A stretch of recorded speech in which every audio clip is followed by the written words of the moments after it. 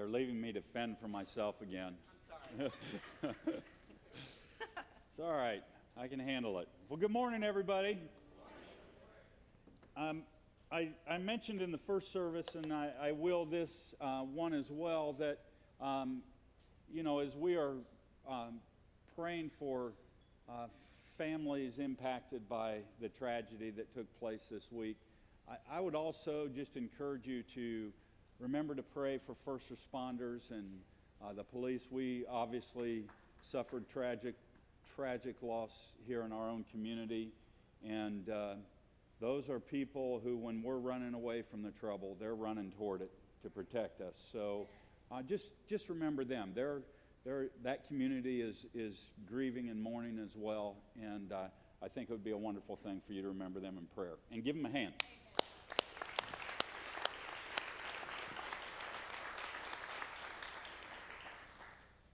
So, as always, I appreciate the opportunity to be able to share with you.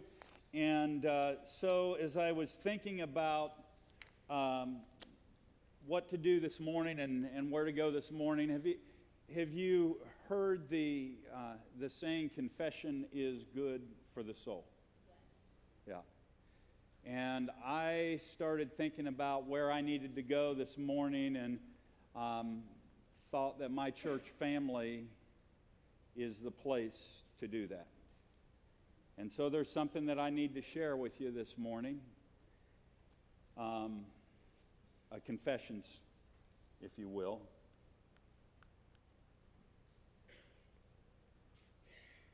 So this happened over Christmas, and boy, this is harder than I thought. All right, so I'm just going to say it. I actually watched Hallmark Christmas movies.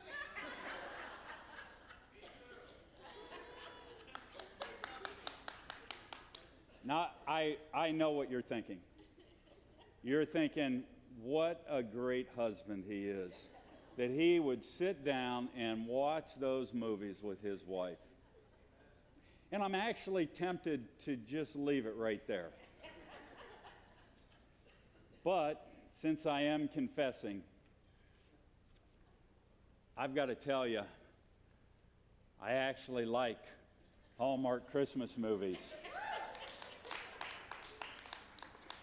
And not only that, if I'm really honest, many times I'm the one who has suggested that we watch a Hallmark Christmas movie. I wish that was it. But if I have not completely traded in my man card at this point, I have actually chosen to watch Hallmark Christmas movies instead of football. Not an Ohio State game, mind you.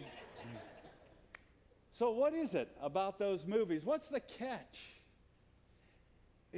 The plot, the movie, they're all exactly the same, right? So girl travels home for Christmas to solve some problem, has unappreciative boyfriend, meets the love of her life, can't do anything about it because of the boyfriend back home. They go ice skating. Sparks fly. They almost kiss and are interrupted at the last minute. Unappreciative boyfriend shows up unexpectedly. Misunderstanding takes place. They go their separate ways. And then, magically, in the last 5 or 6 minutes, she breaks up with the unappreciative boyfriend. They reunite, they kiss, they live happily ever after. Have I missed anything here? So what is it? And I think it's this. I think that in the midst of the trials and tribulations and challenges of our lives, deep down in our hearts, we want it to all come out happily ever after. But the reality is, life doesn't always come together just like that, and we've seen it in tragic fashion this past week. So, as we try to navigate through the challenges and trying to create this happy ending, I think there's 3 questions that we need to ask and answer. So, for context, our scripture this morning is found in the book of Isaiah in the 6th chapter. So if you want to find your way to Isaiah chapter 6, it'll obviously also be on the screen. It goes like this. In the year that King Uzziah died, I saw the Lord seated on a throne, high and exalted, and the train of his robe filled the temple. Above him were seraphs, each with 6 wings. With 2 wings they covered their faces. With 2 they covered their feet, and with 2 they were flying, and they were calling to one another, Holy, holy, holy is the Lord Almighty. The whole earth is full of his glory. At the sound of their voices, the doorposts and threshold shook, and the temple was filled with smoke. Woe to me, I cried. I am ruined, for I am a man of unclean lips, and I live among a people of unclean lips, and my eyes have seen the King, the Lord Almighty. Then one of the seraphs flew to me with a live coal in his hand, which he had taken with tongs from the altar. With it he touched my mouth and said, See, this has touched your lips, your guilt is taken away, and your sin atoned for. Then I heard the voice of the Lord saying, Whom shall I send? And who will go for us? And I said, Here am I. Send me. Here am I. Send me.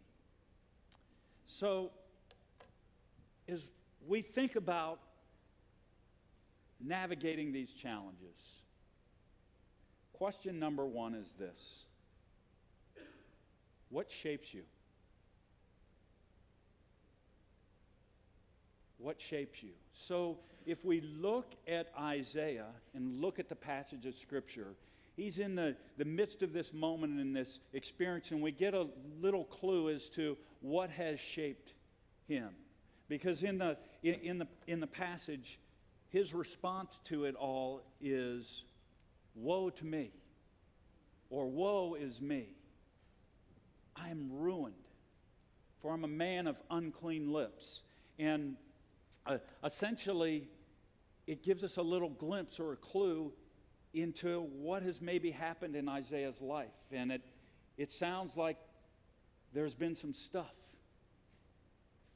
And I think we all realize that we have stuff in our life that when we stack it all up, we realize,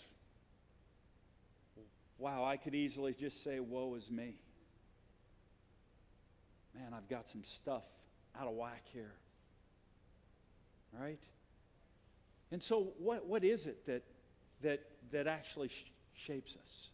You know, there's a lot of things I believe that shape us. So one of the things that shapes us are the very decisions that we make. If you think about it, if you realize every decision that you make has some sort of outcome to it and plays a part in what shapes us. So I chose this job, this career over this one, and it took me down a road of a whole set of experiences that I'm not going to have because I didn't choose this one. And I chose to ask this girl out instead of that girl. Created a whole different pathway. And some of the decisions that we make are good decisions. Some of them are bad, and some of them are horrible. But all of those things work together and have some sort of outcome and have a piece in shaping us. So my mom's here. My parents, my mom is from the West Coast, would travel out to the West Coast years ago when we were younger, and they found a company out there whose products they really loved. And so when they would come back from the West Coast, they would bring these products back to enjoy. In fact, they liked them so much that my dad decided that he wanted to kind of invest in this little company. And so he went to his financial planner and told him that he's really excited about this company and he wanted to invest about $20,000 in this company. And his financial planner said, whoa, you can't do something like that. That would be really irresponsible for me to advise you to do that. Instead, he steered my dad and talked my dad into buying more safer investments, which my dad did. 2 companies that went out of business within 5 years, right? So the little fledgling company out west was in Seattle. They made coffee. They're a little company that maybe you've heard of called Starbucks. And so, Mom, you might want to cover your ears, but I did some calculating. If they had invested that $20,000 when Starbucks first went public and let it ride, today that $20,000 would be worth $9,363,526. Our decisions create outcomes. Some of them good, some of them bad, but they are part of what shapes us. The other thing that shapes us are our circumstances. So we create many of the circumstances by those decisions that we make and the things that we do, but many of the circumstances that come our way and that come into our life are nothing that we ask for.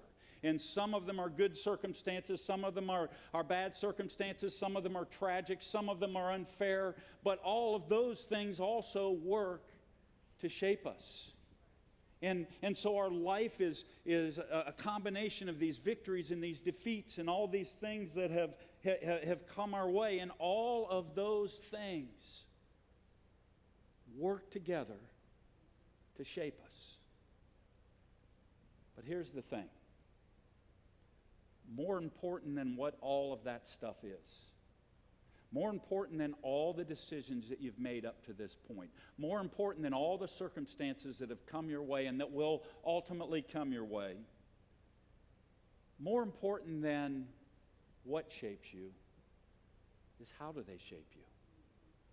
How do they shape you? So I think of a story that I read once about two twin boys, and they happened to be raised in the home of an abusive alcoholic father as a single parent. And the situation was so bad that the boys were taken from the home as young teenagers. And as it would be, they were actually separated from each other. And years later, they tracked them down. And one of the boys, like his father, had become a hopeless alcoholic. The other had become actually very successful, had a family. And so when they tracked him down, they asked the boy who had become an alcoholic, how did this happen? And his response was, how could it not? Look at my upbringing. When they found the one that had been successful, they asked the same question, how did you achieve this? And he said, how could I not? Look at my circumstances and how I was raised. Same circumstances, 2 totally different responses. And the reality is you can't control everything that's going to come in your life. You just can't. There are things that are going to come that you don't ask for. And it doesn't all work out like the Hallmark movie. But the one thing that you have 100% control of 100% of the time is, how does that shape me? You get to choose that always.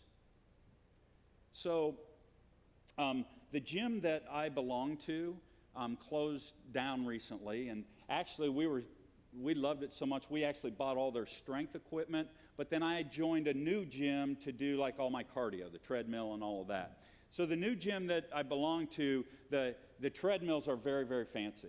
So they're top shelf. They've got HD TV right there in front of you. You plug in, and so while you're doing your cardio, you can be watching You could be watching Hallmark movies, actually. So, so I'm working out, and I'm cranking along 7 or 8 miles an hour, and I'm watching, golf tournament's on there.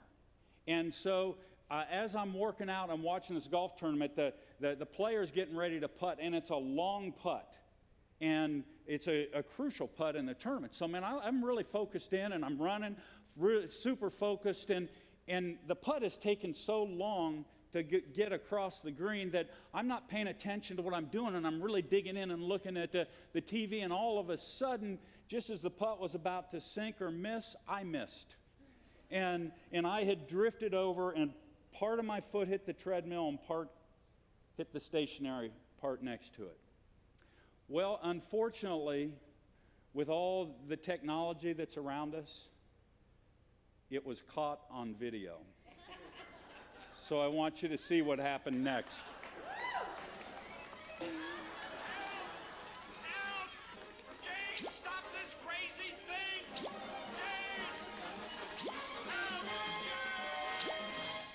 Jane! That's right.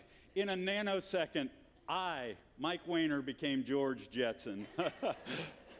I got to tell you, when my foot hit, that thing shot me back. I face planted into that treadmill, smashed my knees and shins into it, and just the sheer shock of that as I jumped up, my first thought was, I hope no one saw that.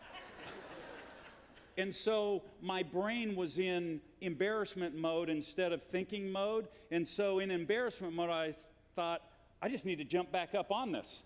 And so I got to tell you, you don't just jump back up on a treadmill that's going 8 miles an hour. So I jumped back on, and whoom, it just slammed me down, a second face plant in a row. And so by now, the workers are like rushing over, ready to call 911. Are you okay? Are you okay? And I'm like, yes, I'm fine. I just stepped a little bit wrong. He said, no, that was bad. Are you okay? And I said, listen, I'm fine. No worries. Well, I could feel the blood running down my shins, and I could feel my ankle swelling up inside of my shoe.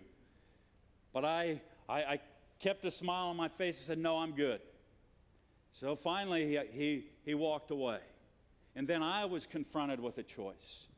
Do I hang my head and slink out of this gym in shame? Or do I turn that treadmill back on and finish what I got there for? And that's exactly what I did. I turned that treadmill back on and in pain finished my workout. Yes, clap, I was worthwhile. But that's life, isn't it? We get thrown down, we get our knees bloodied, we get our shins skinned up, we get embarrassed. Stuff happens. And you have to ask the question, what shapes you? And more importantly, not what shapes you, but how does it shape me? Am I going to get back up, and am I going to keep on going, and am I going to keep on trying? Because if I'm willing to get up and keep going and keep trying, that will give God what he needs to allow us and enable us to take the next steps in our lives. What shapes you? Question number 2 is what stirs you? What stirs you? So if you look in the scripture, again, Isaiah is having an experience. And it says in the year that King Uzziah died, I saw the Lord high and lifted up, seated on a throne, and the train of his robe filled the temple, and the rest of the description of that experience. That, you do understand, that wasn't like Isaiah's everyday experience, right? Isaiah's everyday experience was a lot like yours and mine, that brought him to the place where he could say, woe is me, I'm ruined, I'm a man of unclean lips. So most of our lives are lived in the routines and the ins and outs of our lives, but once in a while, there come these times where there's these great moments of stirring and inspiration, like there was here with Isaiah. And I believe that those moments of inspiration are God-inspired times where God just wants to shake our shoulder because he has a direction for us to go and something that he wants us to do and something that he wants us to accomplish. For Moses, it was a burning bush. For the Apostle Paul, it was an experience on the Damascus Road. And for Abraham, it involved a starry night. And for Martin Luther, it involved a door on a church wall and on a church. And the point is, those times come in all of our lives. And the question you have to ask yourself this morning is, what stirs you? What stirs you? These times of stirring, that's where dreams are born. That's where goals are first set and vision is cast. That's where I begin to start living in the land of what is truly possible and what I'm truly capable of and what God really could do through me. Those come in those Isaiah, God-stirring moments. And so I would ask you, what stirs you? You know, every great advance in technology started with someone being stirred. Someone with an idea that stirred them. And that idea evolved. And every technological advance is like that, with the exception of dentistry. So,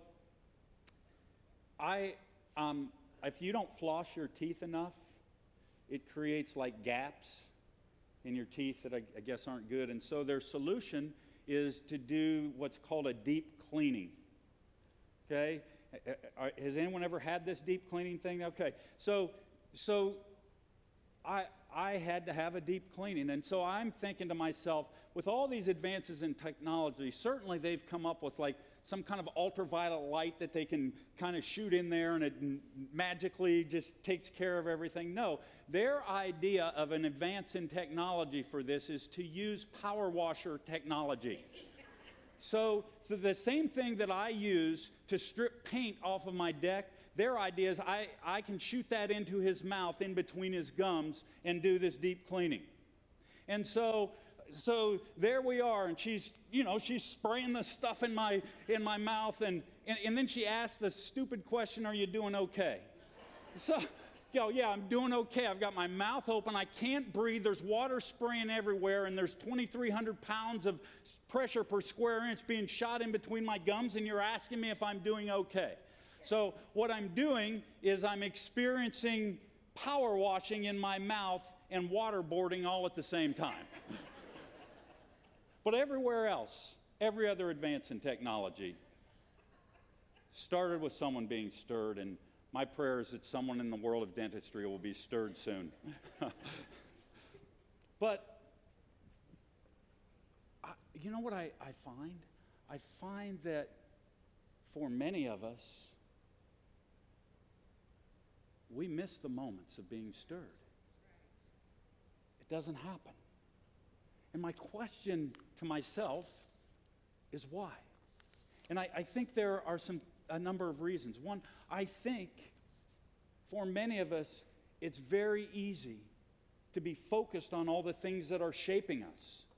And so I'm all caught up in my circumstances, and I'm all caught up in the busyness of life, and I'm all caught up in what's weighing down heavy on me, and I'm so locked into all of that my mind and my heart is no longer open to listening to the stirring of God in my heart and to the stirring of inspiration in my soul. And if we allow what is shaping us instead of determining how it shapes us, it becomes really easy to miss where God actually wants to stir us. Too discouraged, too busy, too angry, too depressed. When God is just beginning to move and stir the wind. and He wants you to be stirred. So, in 1951, a young seminary student named Bill had his moment of stirring.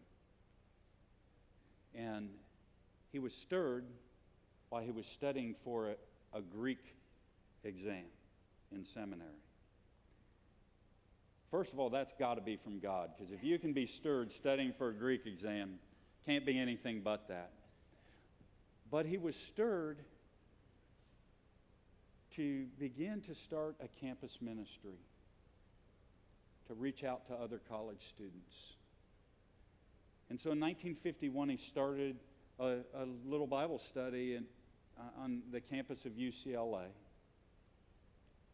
And it grew and it grew and it grew. Actually, they took a name that you might have heard of, Campus Crusade for Christ. And through that stirring, Bill Bright was responsible for writing the Four Spiritual Laws, which is the main religious tract that was used for evangelizing in the 1960s. And in the 1970s, they were responsible for a movement that, if you were around, you'll remember, because it touched 85% of all people around the world, called the I Found It movement, where they had the buttons and all of that. And if you're too young for that, you can read about it. It was a phenomenon. And then shortly after that, they were the ones who produced and came up with the Jesus film that was shown all across the world. And by the time that Bill Bright passed away in the early 2000s, he was responsible, because he was stirred 50-some years ago, was responsible for more people coming to faith in the 20th century and maybe since the time of Christ. And what I'm trying to say is this: if you won't just be shaped, but you'll look at how you're shaped, and you'll be open and answer what stirs me, you might not change the whole world like Bill Bright did. But I do know this: you'll change yours. You'll change yours. What stirs you? Third question: what sends you? What sends you? So, in the scripture, again, God asks, "Whom shall I send? Who will go for us?" And Isaiah is over there going, I will. Right over here. Here, Lord. I'm right here. Send me. Send me. And so it leads me to ask you the question: what sends you? See, it's not enough just to be stirred.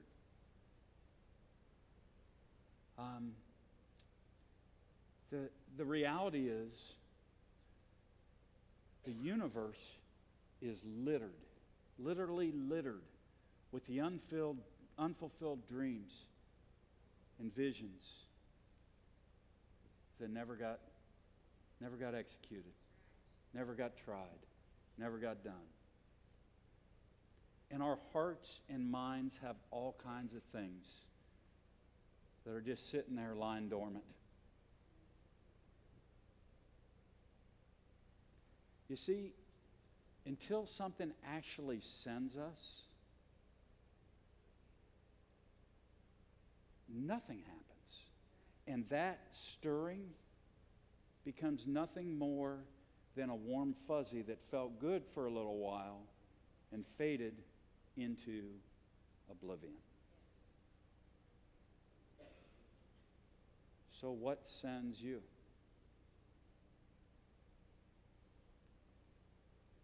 See if you can relate to this. Have you at some point in time in your life said something that sounds something like this? You know, I'm going to do that project when I get around to it. I'm going to start helping over here and volunteering here when I get around to it. You know, I'm going to try that when I get around to it. I'm certainly going to do this and take care of that when I get around to it. And our lives are filled with all of these kind of things that we're going to do, we're going to accomplish, we're going to achieve. We're going to step out when we get around to it. And whether it's because of what's shaping us and what's weighing down on us, or whether it's because there's fear of the unknown and what might lie out there, we just haven't gotten around to it yet. So I brought something with me. It's round and it's small, so maybe that will help you. It's what's called a tuit, and it actually happens to be round, so that would make it a round tuit. And I just started thinking there's lots of things in my life that I haven't started, and I said, you know, I'm going to do that when I get around to it. And now I actually have a round to it. So those things that were waiting for me to have a round to it, I now have a round to it. But not only do I have a round to it, I actually thought it was important, and so I brought a round to it for every single one of you. Yeah, that's okay. Because I don't think you're a whole lot different than me. And I think there's all kinds of things in your life where maybe you've been shaped and you've navigated through that and you've been stirred, but when it comes to the being sent part, I haven't quite got around to it yet. And now you will. And now you will. So it was the height of the Cold War. It was 1980. The Soviet Union was essentially the axis of evil in the battle of good and evil. And it was Olympic time. And part of the pride of the Soviet Union was the prowess of their athletics. And in particular, their hockey team. Their hockey team actually toured in the United States against NHL teams, professional hockey teams, and crushed them.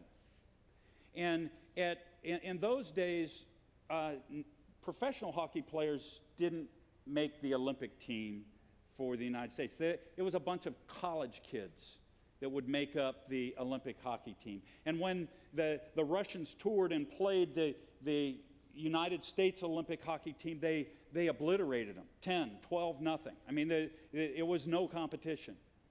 And so it was time to choose who the announcers would be for each of the different Olympic events. And the Hall of Fame announcers, the Howard Cosell's, the Keith Jacksons, were in a room deciding who was going to get to announce what events. And the one event that was kind of a throwaway event was hockey, because it was a foregone conclusion what was going to happen. The Soviet Union was going to crush everyone. And the only one in the room that had even ever announced a hockey game was a young, unheard of announcer. And because he was the only one who had even announced a single hockey game, they told Al Michaels, you can do the hockey.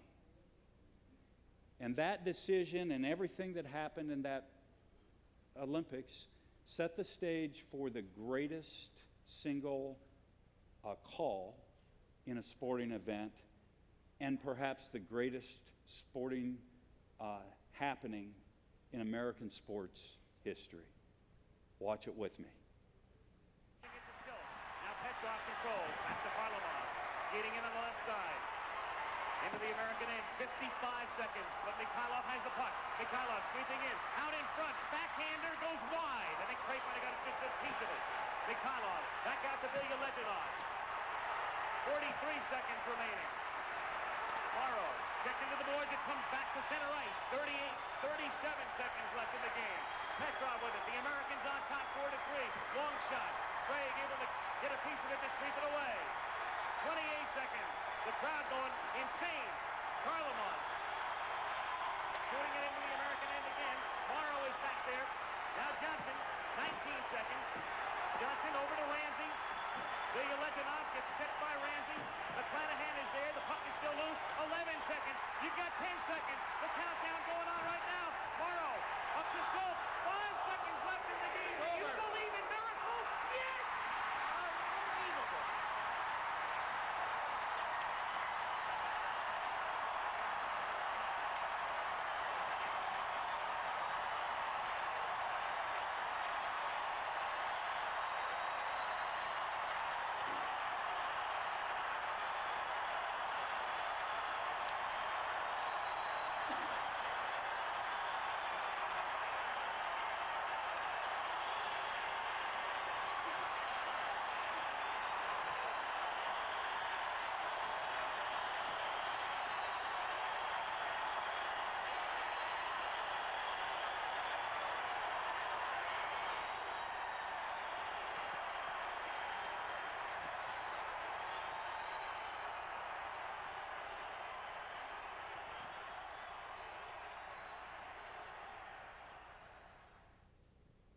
And that happened because a group of young men